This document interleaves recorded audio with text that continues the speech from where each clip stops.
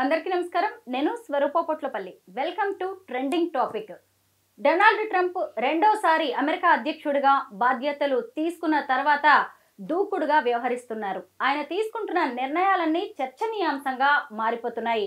అయితే ముఖ్యంగా భారత్తో పాటు వేర్వేరు దేశాల్లో కూడా దీని మీద పెద్ద డిస్కషనే నడుస్తోంది. ఈ మధ్య 104 మంది ఇండియన్స్ వెనక్కొచ్చారు. ఎందుకు అంటే వాళ్ళు అక్రమ వలసదారులు అని కాళ్ళు చేతులకి సంకెళ్ళు వేసి మరీ ట్రంప్ వెనక్కి పంపించారు. అయితే ఇక్కడికి తిరిగి వస్తున్న వాళ్ళ పరిస్థితి, సైకాలజీ ఎలా ఉంటుంది, తర్వాత ఇక్కడ వారికి అవకాశాలు ఎలా ఉంటాయి, అలాగే అమెరికాలో ఉంటున్న భారతీయుల పరిస్థితి ఇప్పుడు ఎలా ఉంది, వీటన్నిటి మీద మనతో చర్చించడానికి ఆస్ట్రో సైకాలజిస్ట్ ఎస్వి నాగనాథ్ గారు నాతో పాటు ఉన్నారు. ఆయనతో మాట్లాడదాం.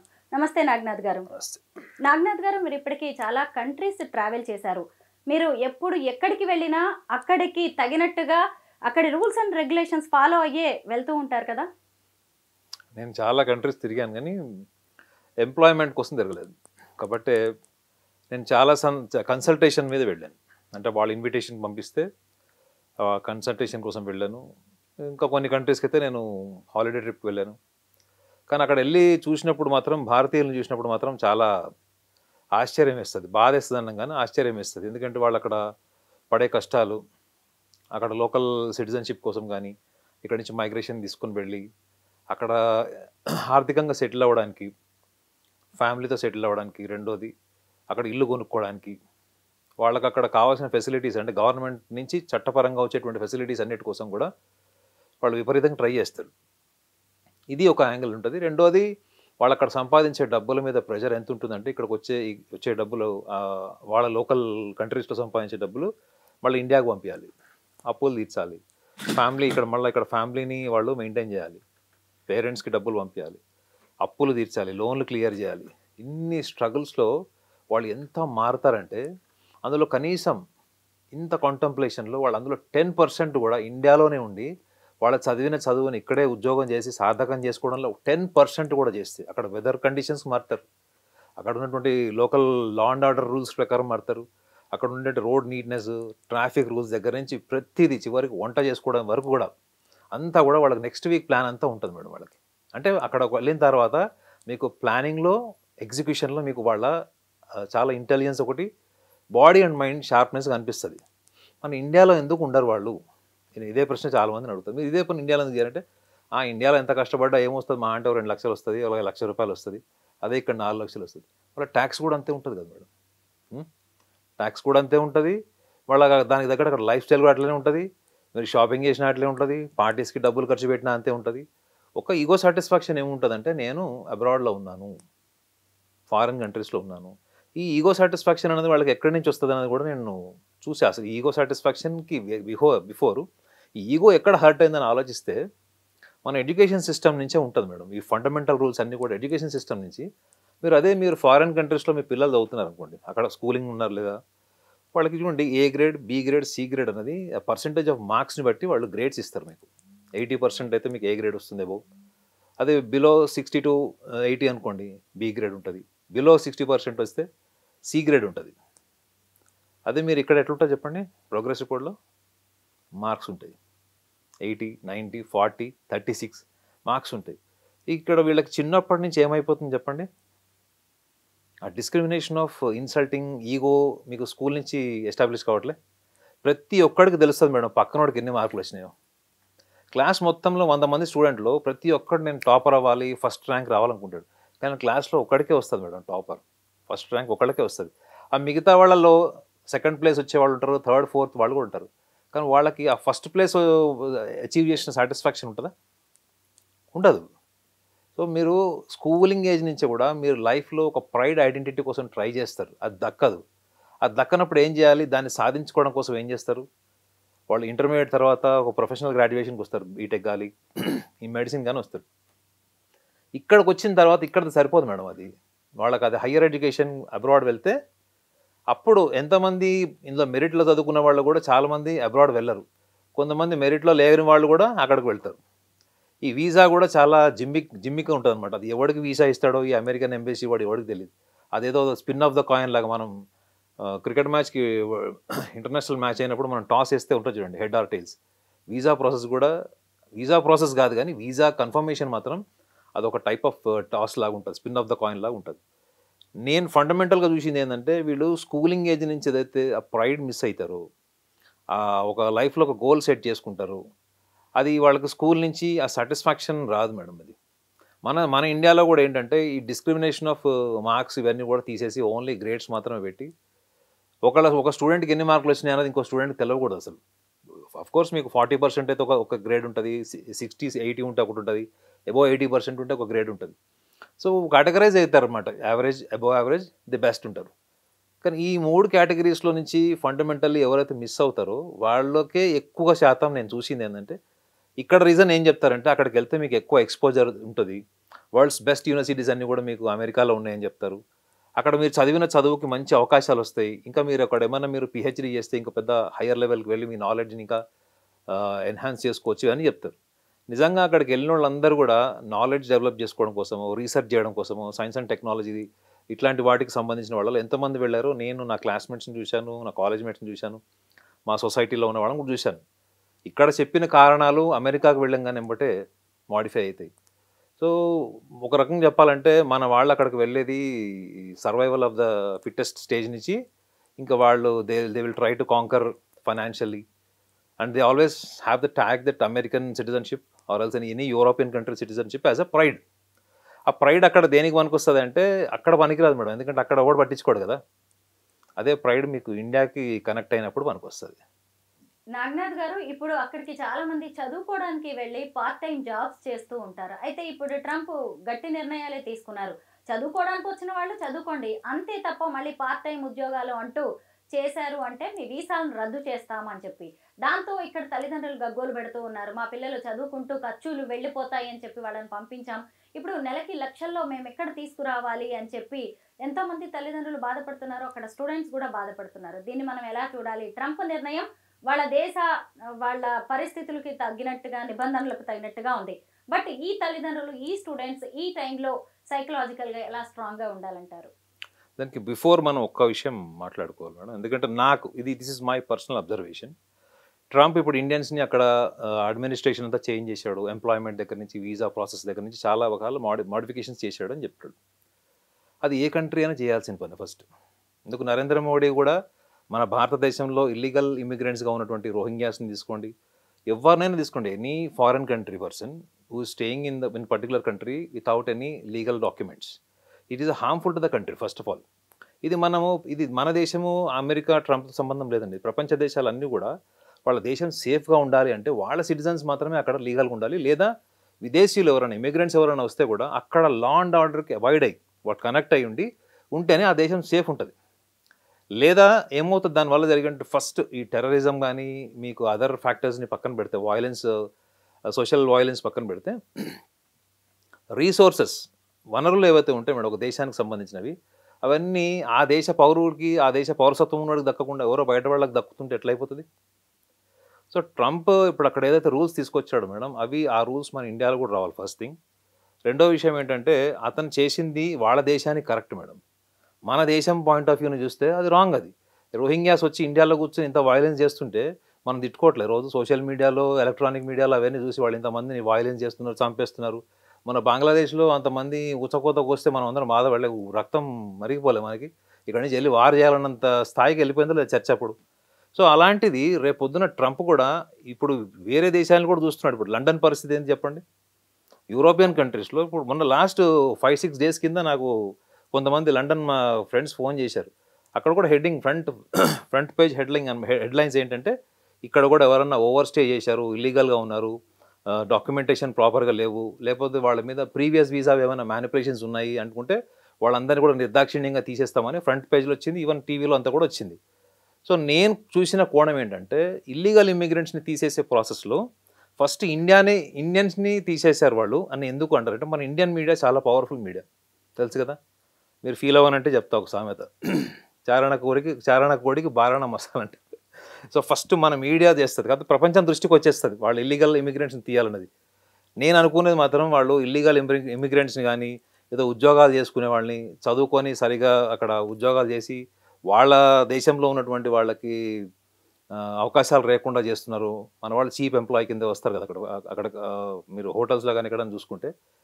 లోకల్ అమెరికన్కి సపోజ్ మీరు ఒక పర్ అవర్ మీరు ఒక $20 ఆఫర్ చేశారనుకోండి, మన వాళ్ళు $10 చేస్తా అంటే ఆ హోటల్ మేనేజ్మెంట్ అమెరికాదైనా అక్కడ యూరోపియన్ కంట్రీస్ అక్కడదైనా కానీ వాళ్ళు ఎవరిని హైర్ చేస్తారు మేడం? చీప్ ఎంప్లాయీస్ని హైర్ చేసుకుంటారు మీరు, అవునా కదా, లేబర్ చీప్ తీసుకుంటారు. సో నాకు తెలిసి ట్రంప్ దూరదృష్టి ఏంటి అంటే వాళ్ళు అసలు ప్రపంచం అంతా ఇప్పుడు గ్రాడ్యువల్గా పెరుగుతుంది టెర్రరిజం మేడం. ఈ టెర్రరిజం పెరుగుతుంది బాగా, వాళ్ళ టార్గెట్ టెర్రరిజమే. కాకపోతే వాళ్ళు స్టార్ట్ చేసింది ఏంటి, హాతికే దాంత్ దిఖానే కాల ఖానే కాల అని ఒక సేయింగ్ ఉంది.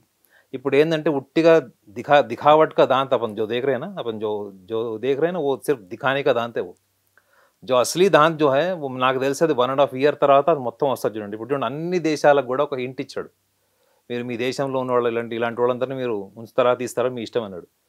ఇంకొక యాంగిల్ కూడా ఏంటంటే ఇది ప్రపంచ దేశాలకే ఒక సంకేతం మేడం. ఏంటంటే ఏ దేశంలో అయినా కానీ ఇల్లీగల్ ఇమిగ్రెంట్స్ ఉన్నారంటే మీ దేశం ఎప్పటికైనా ఏమైనా జరగచ్చు. దానికి బెస్ట్ ఎగ్జాంపుల్ స్వీడన్ని తీసుకోండి, మీరు ఇప్పుడు ఉన్నట్టు లండన్ని కూడా తీసుకోండి. మీరు ప్రతి చోట కూడా ఈ ఫెనాటిజం రిలీజియన్ ఫెనాటిజం బేస్డ్ ఎందుకు వీళ్ళందరూ ఇంత పెరుగుతున్నారు అంటే అసంతృప్తి పెరిగిపోతుంది మేడం.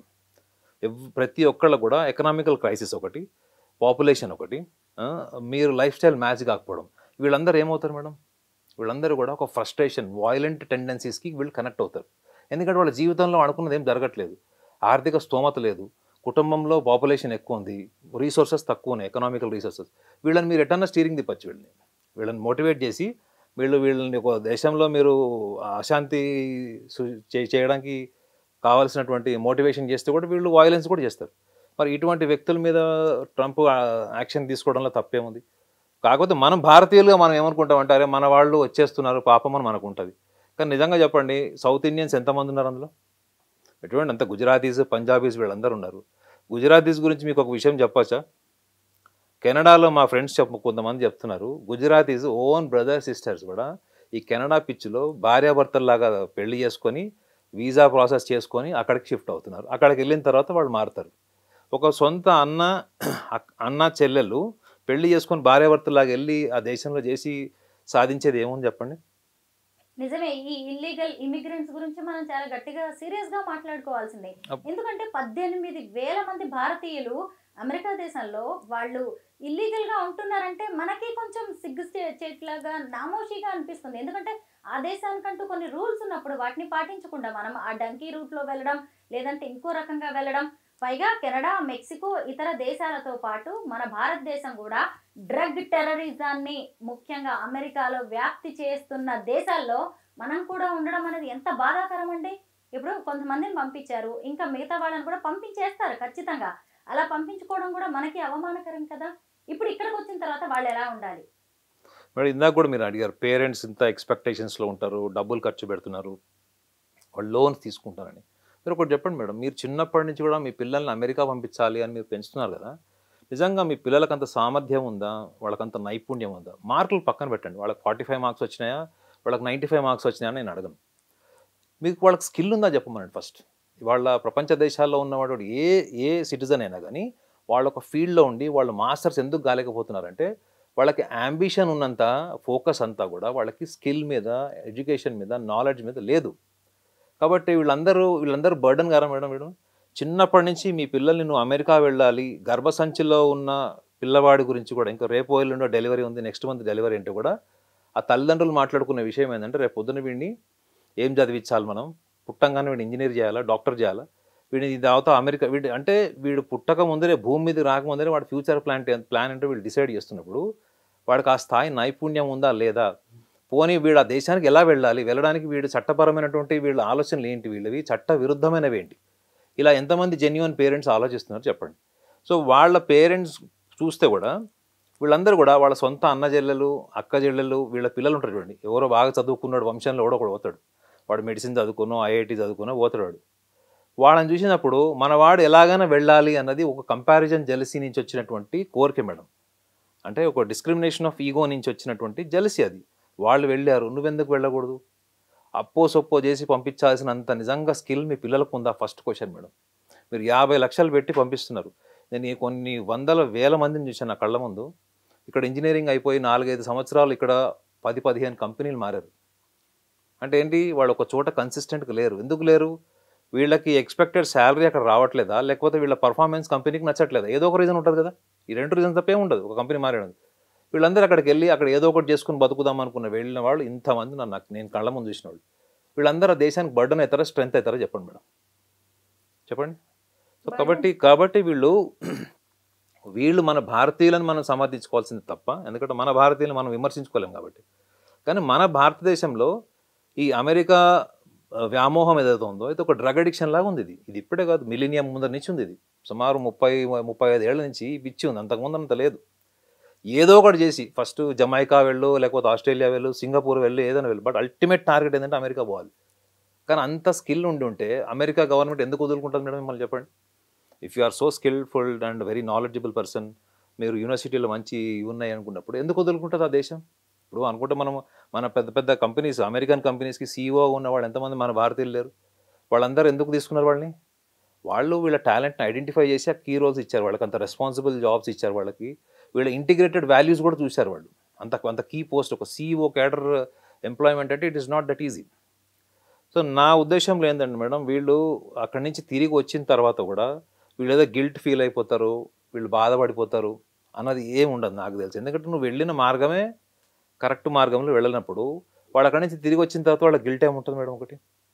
రెండో విషయం ఏంటంటే, వీళ్ళు ఇక్కడికి వచ్చిన తర్వాత ఆర్థికపరమైన సమస్యల్లోనే వీళ్ళు కొట్టుకుంటారు. ఎందుకంటే అప్పు సప్పు చేసి వెళ్ళారు, మరి అప్పు తీర్చాలి కదా మేడం.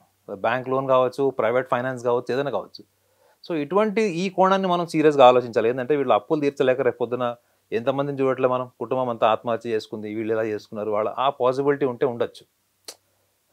పేరెంట్స్ తర్వాత కూర్చొని రిపెంట్ అయ్యి కూర్చొని మాట్లాడుకునే 4 మాటల్లో ఒక మాట ఏముంటుందంటే, మనం అనవసరంగా పంపించాం, వీళ్ళు అక్కడికి వెళ్ళి ఊడబీకింది ఏం లేదు, చేసింది లేదు, ఏం లేదు, ఇన్నేళ్ళు ఉన్నాడు అక్కడ, అది చేస్తా ఇది చేస్తానని చెప్పడమే కాకుండా ఇటువంటి వాళ్ళు ఎంతమంది పిల్లలు లేరు చెప్పండి అక్కడ.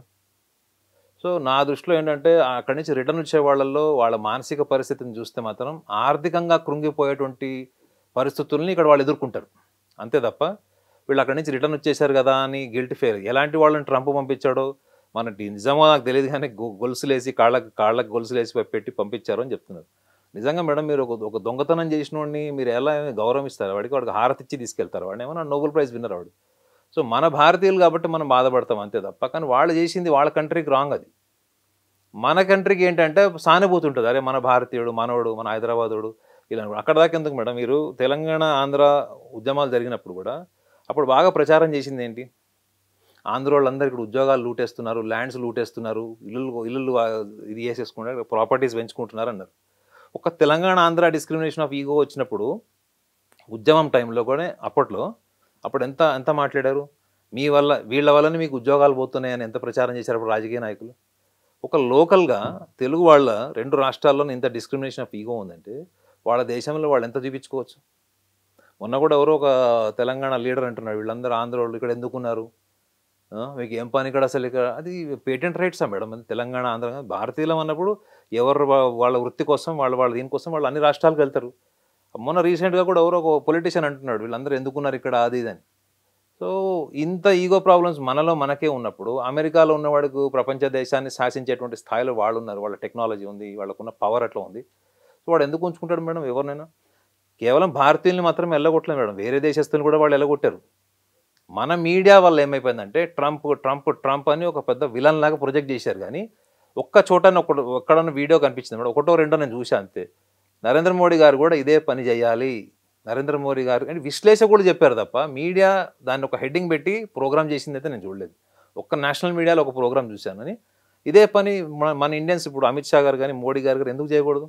ఇక్కడ ఉన్న వాళ్ళందరినీ తీసి ఎందుకు పంపించకూడదు? ఇక్కడ ఎంతమందికి Aadhaar card duplicate Aadhaar cards ఉన్నాయి, ఎంతమంది రేషన్ కార్డులు డూప్లికేట్స్ ఉన్నాయి వీళ్ళందరూ రేపు పొద్దున ఏం చేస్తారు madam? Government resources government provide చేసినవన్నీ వీళ్ళు లూటేసుకోరు. అప్పుడు అసలు ఇక్కడ పౌరసత్వం ఉన్న వాళ్ళకి ఒక ఫ్రస్ట్రేషన్ రాదు, ఇక్కడ ఏమి జరగట్లేదనే కదా వీళ్ళందరూ వేరే విదేశాలకు వెళ్ళిపోతున్నారు. ప్రతి సంవత్సరము కొన్ని లక్షల మంది ఎందుకు దేశం వదిలిపోతుంటారంటే ఈ దేశంలో రాజకీయ వ్యవస్థ అట్లా ఉంది, ఆర్థిక వ్యవస్థ ఇట్లా ఉందని విదేశాల్లో మాట్లాడుకోవాల్సిన అవసరం ఎందుకు వచ్చింది మేడం? అది ఇక్కడ మన వనరులు మిస్యూజ్ అవుతున్నాయి. ఇక్కడ మన వనరులు వాళ్ళకి కాకుండా ఇక్కడ పౌరసత్వం లీగల్గా ఉన్నవాళ్ళు కాకుండా ఇల్లీగల్గా ఉన్నవాళ్ళు కూడా లూటేస్తున్నారు ఆ లోకల్ పొలిటీషియన్ సపోర్ట్ అని. మళ్ళీ మన దేశంలో అందరూ కూడా స్టేట్కి ఒక పొలిటికల్ పార్టీ ఉంది, స్టేట్కి ఒక అడ్మినిస్ట్రేషన్ ఉంది. సో కాబట్టి ఎవరు అవసరం దగ్గర వాళ్ళు వాడుకున్నప్పుడు ఏమవుతుంది? ఈ ఫ్రస్ట్రేషన్ నుంచి వచ్చినటువంటి అవుట్పుటే ఈ విదేశాలకు వెళ్ళిపోయి అక్కడ ఏదో ఒక రకంగా బతికేద్దాం అని వెళ్ళిపోతున్నారు తప్ప నిజంగా భారతీయులు అక్కడికి వెళ్ళారు, అక్కడ రిజెక్ట్ అయింది వాళ్ళని పంపించేశారంటే మాత్రం అది స్వీకరించాలి. మనం వచ్చేనాయన వచ్చేయి, అయిపోయింది, అది అయిపోయింది, ఇక్కడ హ్యాపీగా బతుకు, ఇక్కడ 4 పనులు చేసుకుని నువ్వు బతకచ్చు, ఇక్కడ దేశంలో కూడా నువ్వు హ్యాపీగా బతకచ్చు. అక్కడ ₹1,00,000 వస్తే 50,000 రావచ్చు కదా. నేను చాలామంది చూసాను మేడం ఈ మధ్యకాలంలో ఫారెన్లో ఎంఎస్ చేసిన వాళ్ళని, ముఖ్యంగా ఎంబీఏ పోయి చేసి వచ్చిన వాళ్ళని చూశాను కదా. వాళ్ళు అక్కడ చూసుకొని రీసెంట్గా నేను లాస్ట్ ఒక 6 monthsలో చూశాను, ఒక 20-30 మంది ఇండియాకి వచ్చేసారు. సో వాళ్ళకి అక్కడ వాళ్ళు లెక్కలు వేసుకుంటే వాళ్ళకి ఒక 70% స్టార్టింగ్లో డిఫరెన్స్ అనిపించింది. ఫర్ ఎగ్జాంపుల్ అక్కడ 1 lakh వచ్చేది, ఇక్కడ 40,000 30,000 వస్తుంది. బట్ గ్రాడ్యువల్గా వాళ్ళకి సోర్సెస్ పెరిగినాయి, 50,000కి వచ్చారు. But they are with family, they are with their friends, they are with their own very secured and domain. అక్కడలాగా బిల్డింగ్లు లేకపోయి ఉండొచ్చు, కార్లు లేకపోయి ఉండొచ్చు, టెక్నాలజీ లేకపోయి ఉండొచ్చు, but emotional you are contented. ఆ ఎమోషనల్ కంటెంట్మెంట్ అన్నది ఇప్పుడు రిటర్న్ వచ్చిన వాళ్ళు తీసుకోవాలి, ఫస్ట్ తీసుకోవాలి. వాళ్ళ చుట్టుపక్కల సమాజం కూడా వాళ్ళని స్వీకరించాలి. అరే ఆగే చల్ జాలో మా బాప్కి సాతే అని అట్లా తీసుకోవాలి. అంతే తప్ప ఆడు వచ్చేసాడని చెప్పేసి అరే గయానా వెళ్ళేటప్పుడు ఎగురుకుంటూ వెళ్ళావు, ఇప్పుడు ఏమైందా అని వాళ్ళని ఇన్సల్ట్ చేయకూడదు. ఐఎమ్ అన్ ఇండియన్ అని చెప్పి మనం గర్వంగా చెప్పుకుంటాం. కానీ ఇప్పుడు మన ఇండియన్స్ కూడా అమెరికా వెళ్ళి అమెరికా సిటిజన్ అని చెప్పుకోవడానికి, అమెరికా గ్రీన్ కార్డ్ హోల్డర్ని అని చెప్పుకోవడానికి గొప్పగా ఫీల్ అవుతూ ఉన్నారు. అయితే ఎప్పుడైతే ట్రంప్ జన్మతహా వచ్చే పౌరసత్వాన్ని రద్దు చేస్తున్నా అని ప్రకటించారో నానా హంగామా మొదలైంది. చివరికి వాళ్ళ న్యాయస్థానాలే వచ్చేసి దాన్ని స్టే ఇవ్వాల్సి వచ్చింది. ఎందుకు ఇలాగ వేరే దేశంలో ఉండి అక్కడ దేశ పౌరసత్వాన్ని, అంటే అక్కడి సౌకర్యాల కోసం, అంటే వాళ్ళ తరతరాలకి కూడా అక్కడి అన్నీ అందడానికి అని చెప్పి, అవకాశాలు అందడానికి అని చెప్పి మన భారతీయులు కూడా ఎందుకంత వెంపర్లాడుతున్నారు? మీరు ఒక్కసారి మిలీనియం టైంకి వెళ్ళండి ఒకసారి, అంటే 2000-2005 ఆ టైంలో వెళ్ళండి. అప్పుడు పెద్ద టాపిక్ ఏంటి తెలుసు మేడం అప్పుడు, ఎందుకంటే నేను చాలా సందర్భాలు అప్పుడు డిబేట్స్లో ఆర్టికల్స్ రాసినప్పుడు కూడా నేను నా అభిప్రాయాలు చెప్పాను. చాలామంది భారతీయులు అంటే ఎవరైతే ఈ అమెరికా వెళ్ళారో వాళ్ళ పేరెంట్స్ అంతా ఓల్డ్ ఏజ్ హోమ్లో ఉన్నారు. అప్పుడు ఒక ఓల్డ్ ఏజ్ హోమ్లో నేను కౌన్సిలింగ్కి వెళ్ళాను, వాళ్ళు అఫీషియల్గా ఇన్వైట్ చేస్తే వెళ్ళాను. సుమారు ఒక 500 మంది అక్కడ అకామిడేట్ అయి ఉన్నారనమాట. సో వాళ్ళల్లో మెజారిటీ అంటే ఒక 60-70% పేరెంట్స్ చెప్పిన విషయం ఏంటంటే, మేమే మా గొయ్యి మేము దవ్వుకున్నాము, మా వాడికి లేని ఇంట్రెస్ట్ మేమే క్రియేట్ చేశాం అమెరికాకి వెళ్ళమని. వాడు అక్కడికి వెళ్ళిన తర్వాత తల్లిదండ్రులనే మర్చిపోయాడండి వాడు. కొంతమంది అయితే అక్కడ ఫారెన్లో అమ్మాయిని పెళ్లి చేసుకుని, వాళ్ళు ఎవరైనా పెళ్లి చేసుకొని, కానీ వాడు ఫస్ట్ మర్చిపోయింది తల్లిదండ్రులు అనుకున్నప్పుడు వాడు దేశాన్ని మర్చిపోవడానికి ఎంత టైం పడుతుంది మేడం? ఇప్పుడు తల్లిదండ్రులనే మర్చిపోయారని ఆ ఓల్డ్ ఏజ్ హోమ్లో ఉన్నటువంటి పేరెంట్స్ చెప్పుకొని బాధపడ్డారు. ఇది చాలా న్యూస్లలో కూడా వచ్చింది ఇది. సో విదేశాలకు వెళ్ళిన తర్వాత, మీరు అక్కడికి వెళ్ళిన తర్వాత నేను అమెరికన్ సిటిజన్షిప్ వచ్చింది, నాకు గ్రీన్ కార్డ్ వచ్చిందని గర్వంగా చెప్పుకుంటున్నానంటే, ఇది కేవలము అక్కడ సమాజానికి కనుక మీరు ఓపెన్గా పబ్లిక్లో మీరు వెళ్ళినప్పుడు గ్రీన్ కార్డ్ ఉందా లేదా అన్నది అక్కడ ఒకళ్ళ గురించి ఒకళ్ళు క్యూరియాసిటీతో అడుగుతారు. అంతే తప్ప మీకు ఒక గ్రీన్ కార్డ్ వచ్చింది లేకపోతే మీకు అక్కడ సిటిజన్షిప్ వచ్చింది అన్నప్పుడు దాన్ని ఒక పెద్ద ట్యాగ్లాగా కూడా ఫీల్ కాడు. కానీ అది అక్కడి నుంచి ఇక్కడికి వచ్చేటప్పటికి మాత్రం దానికి ఒక స్పెషల్ ఐడెంటిటీతో వస్తుంది ఆ కార్డు. ఏంటంటే మా వాడికి అక్కడ గ్రీన్ కార్డు ఉంది, స్టేటస్. సో మన జీవన విధానంలోనే ఈ స్టేటస్ సింబల్, ఆ ఐడెంటిటీ క్రియేట్ అయ్యేదే ఎడ్యుకేషన్ సిస్టమ్ నుంచి అవుతుంది మేడం. నేనైతే రూట్స్ నుంచి అర్థం చేసుకునేది ఏంటంటే, మనకు చిన్నప్పుడు స్కూల్ నుంచి కూడా చూడండి నెంబర్ 1 ర్యాంకింగ్ స్కూల్స్ ఉంటాయి, నెంబర్ 1 ర్యాంకింగ్ కాలేజెస్ ఉంటాయి. వీళ్ళందరిలో ఎవడన్నా అరే మన దేశభక్తి, మన దేశము, మన భారతీయత, మన దేశంలో మనకున్నటువంటి కొన్ని వాల్యూస్ ఉన్నాయి, మనం కేవలం చదువు అన్నది విదేశాలకు వెళ్ళి మనం ఏదైనా ఒకటి మనం అచీవ్ చేసింది అమెరికన్స్ కూడా గర్వంగా ఫీల్ అయ్యే స్థాయిలో చేయాలరా అని మాట్లాడే వ్యవస్థ ఉందని చెప్పండి. నువ్వు ఏం చేసైనా ఒక ప్రైడ్ ట్యాగ్ తీసుకో. నేను చూసింది ఏంటంటే చాలామందికి కూడా వాడు వేరే వాళ్ళని ఒక జెలసీ క్రియేట్ చేయడానికో లేదా వేరే వాడిని ఎత్తి మీద కాలు పెట్టడానికో, ఓల్డ్ బాయ్స్ స్కూల్ మీటింగ్కి నేను వెళ్ళాను మా స్కూల్లో. సో అందులో కొంతమంది స్కూల్లో ఉన్నప్పుడు చాలా ఫ్రస్ట్రేటెడ్ ఉంటుండే, వాళ్ళకి ఎక్కువ మార్కులు రాలేదు, కానీ మంచి స్టూడెంట్స్ వాళ్ళంతా, ఎక్కువ మార్క్స్ రాలేదు, వాళ్ళకి స్కూల్లో కూడా ఏం పెద్ద ప్రైడ్ లేదు, స్పోర్ట్స్లో కానీ కల్చరల్ యాక్టివిటీస్లో లేరు. నేను స్పోర్ట్స్లో ఉండే. సో అలాంటి వాళ్ళందరూ అమెరికా వెళ్ళి ఆ ఓల్డ్ బాయ్స్ స్కూల్ మీటింగ్లో వాళ్ళు మాట్లాడుతుంది మీరు చెప్పిన కంటెంట్కి మోస్ట్ రిలవెంట్. అది ఏంటంటే వాడు అక్కడికి వెళ్ళిన తర్వాత ఇక్కడ ఏముందిరా, ఏం లైఫ్ ఉందిరా, ఏం చూస్తున్నారు మీరు, ఇక్కడ ఏముంది లైఫ్, అసలు లైఫ్ అంటే అక్కడ రావాలి మీరు, ఇక్కడ ఏం లైఫ్ ఉందిరా, అంతా అదే రొటీన్ లైఫ్, అదే పొద్దున సాయంత్రం అక్కడ ఏం లైఫ్ ఉంటుంది మేడం. నేను ఫారెన్లో లేనా, నేను అసలు నిజంగా అక్కడ చూస్తే జాలేస్తుంది చూడదు జాలంగా, ఎందుకంటే కేవలం డబ్బు సంపాదించడం తప్ప నిజంగా ఎమోషనల్ బాండేజెస్ ఫ్రెండ్స్కి మధ్యలో ఒకటి కలవాలంటే 2 hours 6 hours ట్రావెల్ చేయాలి వీకెండ్. సో ఇక్కడ నువ్వు అక్కడ కష్టపడడానికి ఇష్టపడట్లేదు, ఎందుకంటే ఇక్కడ నువ్వు 100 రీజన్ చెప్తావు, ట్రాఫిక్ ఉందంటావు, అదంటావు, ఇదంటావు, ఉద్యోగాలు రావంటావు, రికమెండేషన్. నీ స్కిల్ ఎప్పుడు కూడా సందర్భాన్ని బట్టి నీకున్నటువంటి సోషల్ ఎన్విరాన్మెంట్ని బట్టి ఇంప్రూవ్ అయితేనే you are intelligent, you are genius. నువ్వు ఒక మైండ్ సెట్ చేసుకొని ఒక ఫిక్స్డ్ ప్లాట్ఫామ్లో ఉండి నేను ఇదే పని చేస్తాను, ఇంత పని చేసినందుకు నాకు ఇంత జీతం రావాలనుకుంటే you are just a labour. So నేను ఆ రోజు ఆ స్కూల్ డిస్కషన్లో నేను చెప్పిన పాయింట్ ఇదే మేడం. నువ్వు అక్కడికి వెళ్ళావు, అక్కడ కూడా రేపు పొద్దున నీకు సిచ్యువేషన్స్ అడ్వర్స్ అయినాయి అనుకోండి, అప్పుడు ఏం చేస్తారు వీళ్ళు? వాళ్ళ దగ్గర వాళ్ళకు వాళ్ళు చెప్పుకునేటువంటి అహంకారపూరితమైనటువంటి ఆన్సర్లే తప్ప వాళ్ళు నిజంగా ఒక 10 మందిలో వచ్చి వాడు చెప్పేది ఆదర్శవంతంగా తీసుకున్నటువంటి స్థాయి భావోద్వేగం లేదు, ఆ స్థాయి అబ్జర్వేషన్ కూడా లేదు. ఈ ఫ్రస్ట్రేషన్ ఎక్కడి నుంచి వచ్చింది వాళ్ళకి? ఈ ఫ్రస్ట్రేషన్ నుంచి వాళ్ళు సుపీరియర్గా ప్రూవ్ చేసుకోవాల్సిన ఫండమెంటల్ ఎక్కడి నుంచి వచ్చిందంటే అది స్కూల్ నుంచే వచ్చింది. స్కూల్లో వాడేదో ఊహించుకున్నాడు, అది జరగలేదు. పెద్ద పెద్ద లెవెల్ ఇమాజినేషన్ ఫ్యాంటసీస్ ఏంటంటే లగ్జరీ కార్స్ కానీ లగ్జరీ స్టేటస్ కానీ ఇవన్నీ అనుకున్నాడు. నెంబర్ ఆఫ్ కార్డ్స్ ఉండాలి, క్రెడిట్ కార్డ్స్ ఒక 10-20 కార్డ్స్, ఇవన్నీ ఊహించాడు. అవన్నీ అంత ఈజీ కాదు కదా, కనీసం మీరు అది అచీవ్ చేయాలంటే ఒక 35 years పడుతుంది మీకు ఆ స్థాయికి రావాలంటే. మీరు అక్కడికి వెళ్ళడం వల్ల ఏమొస్తుంది మీకు చెప్పండి? 25 yearsకి మీరు అనుకున్న కార్లు బిల్డింగ్లు రావడానికి 35 ఏళ్ళు పడుతుంది మేడం పక్కా, ఎంత తురుంఖాన్కైనా అమెరికాలో పడుతుంది. కానీ మీరు అమెరికాకి వెళ్ళంగానే 25 ఏళ్ళకి వచ్చే ఫస్ట్ స్టేటస్ ఏంటి? 23 ఏళ్ళు అయిపోయింది, మీ ఇంజనీరింగ్ అయిపోయింది, ఎంఎస్కి వెళ్తున్నారంటే 24-25కి your first pride identity that you are in America. అదే మీరు మీరు మీరు లండన్కి వెళ్ళండి, లండన్లో ఉండదు మీకు, ఎందుకంటే లండన్లో మీకు ఎడ్యుకేషన్ వీసా రా బాబు రా అని చెప్పి వాళ్ళు రెవెన్యూ కోసం అని ఇస్తారు. మీకు percentage of visa for F1 London మీకు ఎక్కువ స్కోప్ ఎక్కువ ఉంటుంది, ఈవెన్ ఆస్ట్రేలియా కానీ న్యూజిలాండ్ కానీ, ఎందుకంటే నేను అక్కడ చూసా కాబట్టి నేను చెప్తాను ఈ కంట్రీస్లో. అదే మీరు ఈ ప్రైడ్ ట్యాగ్ రావాలి జీవితంలో, అదే మీరు అడగండి నువ్వు అక్కడ ఏ యూనివర్సిటీలో పనిచేస్తున్నారా, నీ శాలరీ ఎంత, నీ శాలరీ కటింగ్ అంత వేగంగా నీకు ఏమొస్తుంది, పోనీ నువ్వు అక్కడి నుంచి ఒక ఐఫోన్ పంపించు అంటే అప్పుడు వాడు అసలు ఫేస్ కనిపిస్తుంది.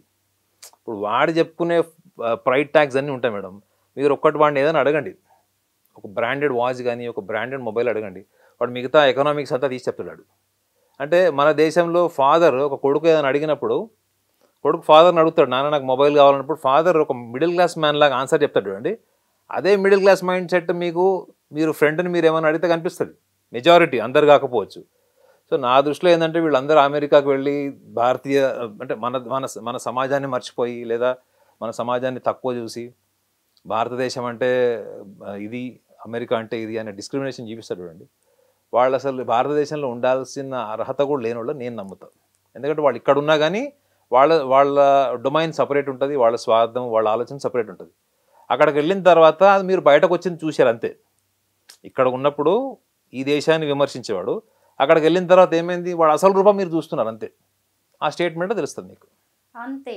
అమెరికా వాళ్ళ దేశానికి తగినట్టుగా వాళ్ళ నిర్ణయాలు తీసుకుంటున్నప్పుడు మన వాళ్ళందరూ టెన్షన్ పడిపోతున్నారు.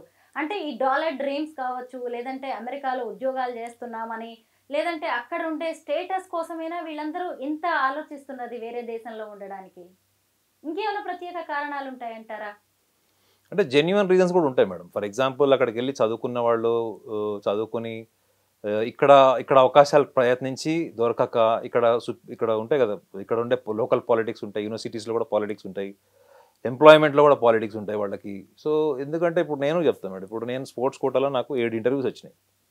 స్పోర్ట్స్ కోటాలో సెంట్రల్ గవర్నమెంట్ స్టేట్ గవర్నమెంట్ ఇంటర్వ్యూస్కి నేను వెళ్ళాను. అక్కడ ముఖ్యమంత్రి, ప్రధానమంత్రి, పార్లమెంట్ నుంచి వచ్చినట్టు ఫోన్లు ఎవరైతే ఉన్నాయో వాళ్ళకు ఉద్యోగాలు వచ్చినాయి. వాళ్ళందరూ అప్పటికే వాళ్ళ కెరీర్ అవుట్డేటెడ్ కెరీర్ ఉండే. సో అప్పుడు నాకేం ఫ్రస్ట్రేషన్ ఉంటుంది చెప్పండి మేడం. నా ప్లేస్లో ఒక కెరియర్ క్లోజ్ అయిపోయే వాడికి ఉద్యోగం ఇచ్చి వాడికి ఉద్యోగం రాకపోతే వాడికి లైఫ్లో సెటిల్ కాడని చెప్పి వాడికి జాబ్ ఇచ్చినప్పుడు ఎట్లుంటుంది మీకు? సో ఫ్రస్ట్రేషన్తో మీరు మాట్లాడడం వేరు మేడం. ఇది నా జీవితంలో నాకు దక్కలేదు అన్నది కాదు. నీకు దక్కనప్పుడు నువ్వు నెక్స్ట్ ఏం చేసావు ఆల్టర్నేటివ్, నువ్వు నెక్స్ట్ ఆల్టర్నేటివ్ ఏం చేస్తున్నావు అన్నది నీ విజన్ని బట్టి ఉంటుంది. నువ్వు దానికి యూనివర్సిటీ పోయి చదువుకునేటప్పుడు నీకు విజన్ ఉండాలి మేడం. మీరు నెక్స్ట్ ఏం ప్లాన్ చేస్తున్నారు, నువ్వు చేసే ప్లాన్లో నీకు ఎంతవరకు నీకు సబ్జెక్ట్ రిలేటెడ్ నాలెడ్జ్ ఉంది, రీసెర్చ్ ఇన్ఫర్మేషన్ ఉంది, ఆ రీసెర్చ్ ఇన్ఫర్మేషన్ సమాజానికి ఎట్లా పనికొస్తుంది, ఈ యాంగిల్లో ఆలోచించే వాళ్ళు మీకు ఒక 30 years బ్యాక్ ఉండేవాళ్ళు మేడం. అప్పుడు అమెరికాకి వెళ్ళిన వాళ్ళు, అప్పుడు రిటర్న్ వచ్చిన వాళ్ళు, అప్పుడప్పుడు వచ్చిన వాళ్ళతో మేము కూర్చొని మాట్లాడినప్పుడు వాళ్ళు సబ్జెక్ట్ మాట్లాడేటోళ్ళు మేడం. వాడు ఫిజిక్స్ ప్రొఫెసర్ ఉంటాడు, లేకపోతే వాడు ఏరోనాటిక్స్లో ఉంటాడు, వాళ్ళు అవి మాట్లాడేటోళ్ళు. వాళ్ళ ప్రాజెక్టులు కూడా నేను చూశాను. కానీ ఆ తర్వాత మీకు మిలీనియం తర్వాత అదొక డిసీజ్ అయిపోయింది మీకు. మిలీనియం తర్వాత వెళ్ళిన వాళ్ళందరూ కూడా ఇండియాలో ఎన్ని అపార్ట్మెంట్స్ కొన్నారు, ఎన్ని ల్యాండ్స్ కొన్నారు, అక్కడి నుంచి ఇక్కడ ఎన్ని ఇన్వెస్ట్మెంట్ చేశారు. మా ఫ్రెండ్ ఒకతను అమెరికా వెళ్ళి వచ్చిన తర్వాత ఇక్కడ 11 అపార్ట్మెంట్స్ కొన్నాడు అమెరికాకి వెళ్ళి. చెప్పేదాన్ని ఓల్డ్ స్కూల్ బాయ్స్ మీటింగ్లో వాడు అదే మాట్లాడుతున్నాడు. అది తప్ప వాడికి ఏం మాట్లాడడానికి ఏం లేదు, లైఫ్లో ఏం లేదు. అదొకటే ఉంది, ఏంటంటే నేను ఇన్ని అపార్ట్మెంట్స్ కొన్నాను, మీరు ఏం చేశారు అంటాడు. సో మన వాళ్ళు అక్కడికి వెళ్ళిన తర్వాత వాళ్ళ టెండెన్సీస్ మారడం అన్నది మన భారతీయుల్లో చాలా మటు ఉంటుంది. మనం ఒప్పుకున్నా ఒప్పుకోకపోయినా వెళ్ళి 1 ఇయర్ అమెరికా వెళ్ళి వచ్చిన తర్వాత గ్రాండ్ మదర్ని గ్రాండ్ మా, అప్పటిదాకా నాయనమ్మ అమ్మమ్మ అని పిలిచేవాడు, గ్రాండ్ మా గ్రాండ్ పా, మామ్ అంటాడు మమ్మని, పాప్ అంటాడు ఫాదర్ని. అప్పుడు వాడు వెళ్ళి జస్ట్ 6 months 1 year అయింటుంది. ఇది ఇంత ట్రాన్స్ఫర్మేషన్ అవసరం మేడం. అది అదే ట్రాన్స్ఫర్మేషన్ ఇక్కడ ఉన్నవాడికి ఇక్కడికే రాదు, ఫస్ట్ ఆఫ్ ఆల్ అక్కడికి వెళ్ళంగానే వస్తుంది. సో ఒక టైప్ ఆఫ్ చెప్పాలి అంటే వాళ్ళు లైఫ్లో నా దృష్టిలో అయితే they are very childish minded and immatured people. మనకు చూసుకొని ఇప్పుడు చూడండి అక్కడెక్కడో వాడు చెప్పింది ఇక్కడ మనం జోకులు వేసుకుని నవ్వుకున్నట్లేదు. సో నా దృష్టిలో ఏంటంటే వాళ్ళు కొంచెం ఆలోచించుకోవాలి. అక్కడికి వెళ్ళాము, అక్కడ ఏదో చేసేస్తున్నాం అన్నది కాదు, కానీ నువ్వు చేసిన దానివల్ల నువ్వు రాత్రి ప్రశాంతంగా నిద్రపోతున్నావు లేదన్నది ఒకసారి వాళ్ళు ఆత్మపరిశీలన చేసుకోవాలి. నాగనాథ్ గారు, ఇన్ని జరుగుతున్న టైంలోనే ప్రధాని మోదీ అమెరికాకు వెళ్తున్నారు అన్నప్పుడు ఇక ఇల్లీగల్ ఇమ్మిగ్రెంట్స్ గురించి, అలాగే వీసాల రద్దు గురించి, ఇంకా ట్యాక్సెస్ గురించి, వీటన్నిటి మీద ఇక మాట్లాడతారు మోదీ అన్నట్టుగా ఇక్కడ పెద్ద డిస్కషనే నడిచింది. కానీ ఇద్దరు దేశ అధ్యక్షులు కలిస్తే ఏముంటుందో అలాగే మాట్లాడుకున్నారు. మోదీ వెనక్కి తిరిగి వచ్చారు. అయితే ట్రంప్ అనే వ్యక్తి భారత్ను విమర్శిస్తారే కానీ మోదీని మాత్రం ఎప్పుడూ ప్రశంసిస్తూ ఉంటారు. ఎందుకంటారు? మోడీని పర్సనల్గా చూశాడు ఆయన. మోడీని పర్సనల్గా చూశాడు. మోడీ గారు ఆయనతో ఏం మాట్లాడారు, మాట్లాడినవి ఎంతవరకు ఎగ్జిక్యూట్ చేశారు. అదే కాకుండా మోడీ గారు చాలా దేశాలు తిరిగారు, చాలామంది ప్రధానమంత్రులు కలిసి వాళ్ళతో వ్యాపారాలు అవన్నీ మాట్లాడారు. అందులో ఆయన ఎంతవరకు ఎగ్జిక్యూట్ చేశాడు లేదన్నది కూడా వాళ్ళకి ఇన్ఫర్మేషన్ ఉంటుందా మేడం? ఇన్ఫర్మేషన్ ఉంటుంది. రెండోది, భారతదేశంలో అడ్మినిస్ట్రేషన్ వేరు మేడం. మన దేశంలో ప్రధానమంత్రి ఎవరైనా కానీ ఇక్కడ అడ్మినిస్ట్రేషన్ ఒకటి ఉంటుంది. అది ఒక్క ప్రధానమంత్రి చేతిలోనే పూర్తిగా నడుస్తుందని ఏముండదు. ఎన్నో ఉండొచ్చు. ఇక్కడ లోకల్ పాలిటిక్స్ ఉండొచ్చు, లేకపోతే ఇక్కడ కరప్షన్ ఉండొచ్చు, లేదా ఇక్కడ అదర్ ఫ్యాక్టర్స్ కూడా ఉండొచ్చు. సో ఆయన భారతదేశాన్ని పొగడకపోవడానికి ఆయన కూడా ఎక్కడో స్టేట్మెంట్ ఎక్కడో చూశాను. అది ఎక్కువ ట్యాక్సులు కట్టే దేశాల్లో భారతదేశం ఉందని కూడా ఎక్కడో సెటారికల్గా అన్నట్టు కూడా కాలం చదివాను. సో ఆయన దేశాన్ని పొగడకపోవడానికి సామాజిక కారణాలు, రాజకీయ కారణాలు, లేదా సుపీరియర్ ఇన్ఫీరియర్ కాంప్లెక్సెస్ కూడా ఉండొచ్చు. మన వాళ్ళు ఇంపోర్ట్ ఎక్స్పోర్ట్ బిజినెస్కి సంబంధించినవి కావచ్చు. కానీ అదే మోడీ దగ్గరకు వచ్చేటప్పటికి ఏమవుతుందంటే ఆయన కొంచెం పర్సనల్ ఫైడ్ అయింటాడు. అంటే మేబీ ఆయన ఎమోషనల్గా మోడీ గారితో కనెక్ట్ అయింటాడు. సో కాబట్టి ఆయనకి వ్యక్తిగత దోషం చేయడు. ఎన్నిసార్లు చెప్తాడు is my good friend, is my బడ్డీ అని ఇట్లా కూడా చాలా సందర్భాలు చెప్పిండాను. కానీ ఆ దేశం దగ్గరకు వచ్చేటప్పటికి ఆయన దేశాన్ని పొగడాలంటే కూడా మళ్ళీ ఆయన వెనక ఒక రాజకీయ వ్యవస్థ ఉంటుంది.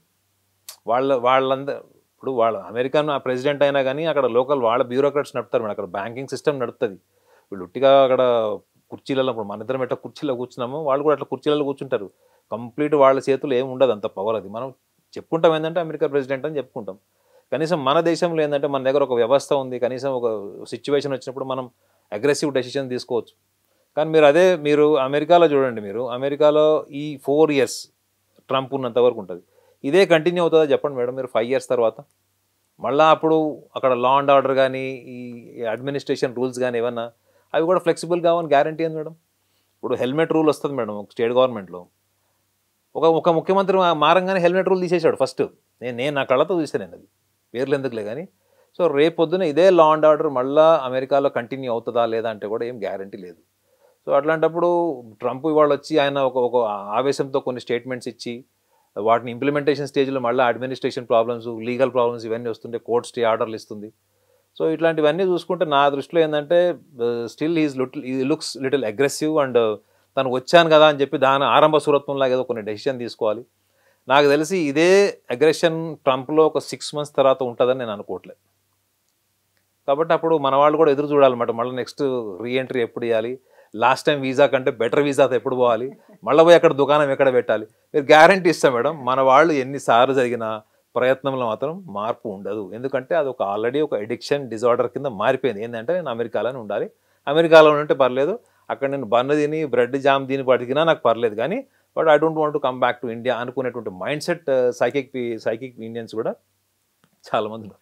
మీరు అన్నది నిజమే. 6 నెలల తర్వాత మనం మారిన ట్రంప్ను చూస్తామేమో. Thank you so much Naganath గారు.